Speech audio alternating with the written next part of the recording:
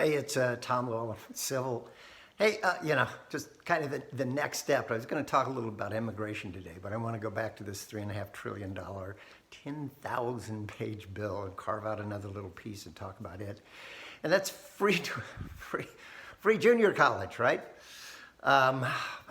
Just like free preschool, it sounds so good until you find out that the people that benefit most are going to be the rich people and maybe the middle class, where their kids are going to wind up, that get out of preschool, go to a pretty good school. The 65,000 schools and 8,000 that are underperforming and 8,000 that are failing, not so much. That, it turns out just to be wasted dollars, because everything, all the good things that happen, all the proficiencies that occur in those preschool years just get wasted away because they're in a terrible school. So the idea there was, let's fix K-12 first. Well, junior college is another example, free junior college, of, we need to fix other things first, because there's a whole bunch of liabilities here. And just to give you an idea, it kind of goes back to four-year colleges where we got all these free loans, or it sounded free, and all of a sudden we got $1.5 trillion of debt.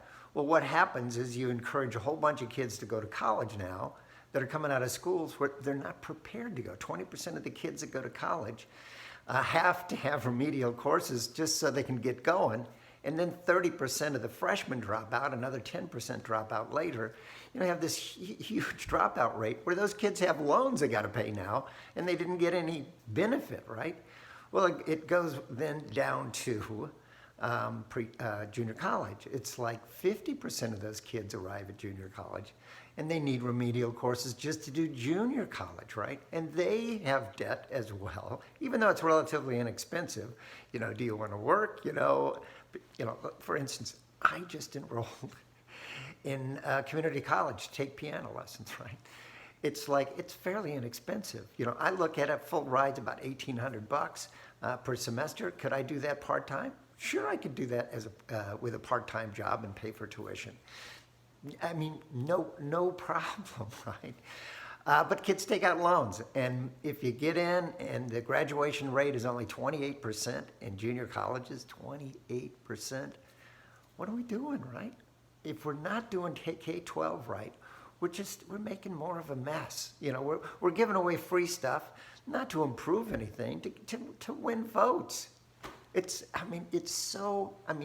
so disingenuous. Political thinking versus performance-minded, data-driven, critical thinking.